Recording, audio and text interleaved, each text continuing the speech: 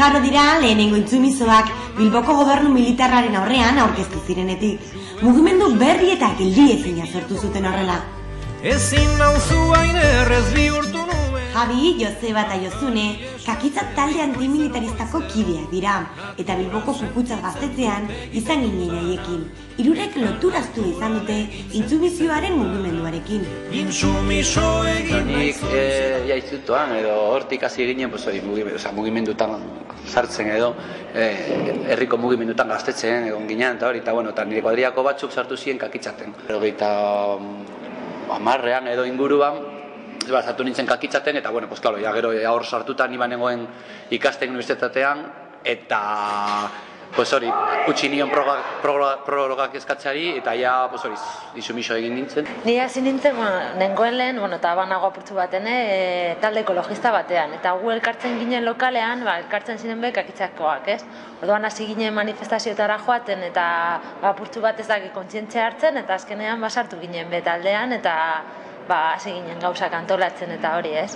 Ni ez nahi intsumisoa, egia esan, baina duela 15 urte edo, ja ezagutu nuen jende asko kakitza taldean, eta hasi nintzen joate hori manifestapenetara edo ekintzatara, eta apurka, hori ja duela 15 urte egin zutenean intsumiso eguna Bermion, jaan sartu nintzen hori kakitza taldean.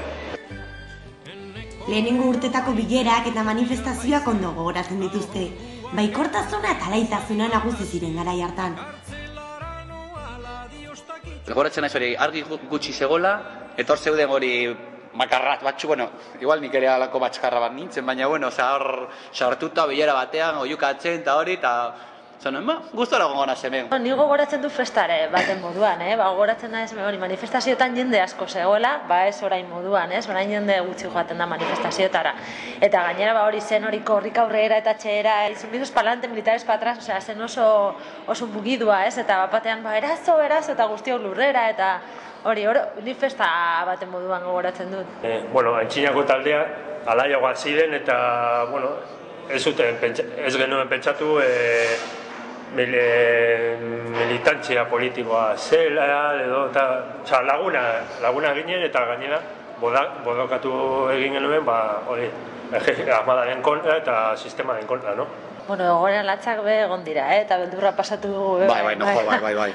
Hori poliziaren aurrean eta militarren aurrean, baina, ni uste orokorrean agian oroimenak ez dakit azkenean. Gertzen zara egin, baina egia da, txartere pasatu dugu, batxutan.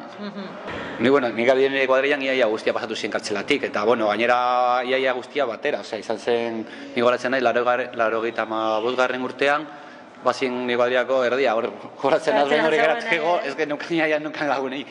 Nire ustez igual txartagoa pasatzen genuen, igual manifestapenetan agertzen zenean polizia, igual ostiaka, hori bat batean agertzen da, eta gainera da, ostia bat, ez dakit. Gero, kartzelarera, azkenean hori pentsatu da geneukan, hori da prozesu bat, ez da, zuak izu sartuko zarela, eta orduan, pentsatzeko badaukazu ostia.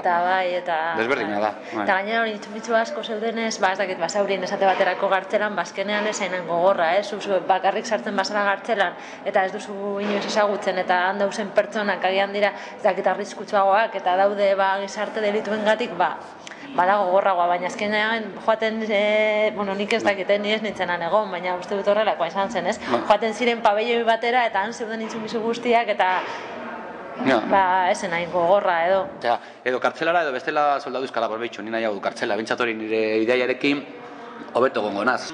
Europan bazegoen joera soldaduzka hori profesionala bihurtzeko, baina egian igual insumisioa izatekotan, orain igual segituko genuken soldaduzkarekin, porque derrigorrezko soldaduzka momentuz garai hartan ezen zegoen idei bat hori kentzeko luzerako, baina momentu hartan ez zegoen planteatzen, eta gero ja nik uste dut insumisioaren eraginaz, hori plantamendu hori gero eta indar handiago hasi zen hartzen gizartean.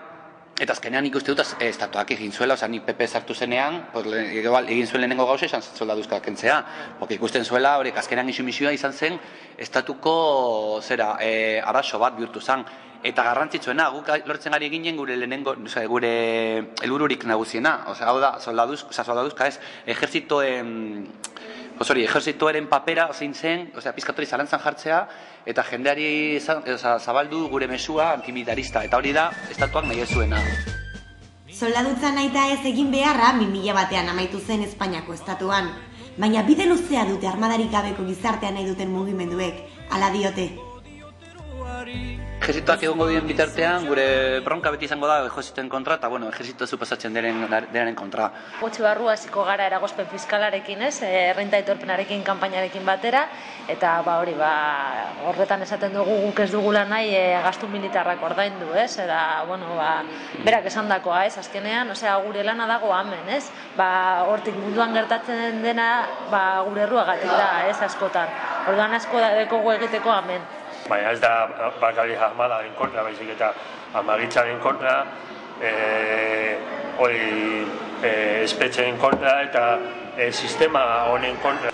Zalantzan jartzen dute, gaur egun intsumizioaren mugimendua posible izango litzateke.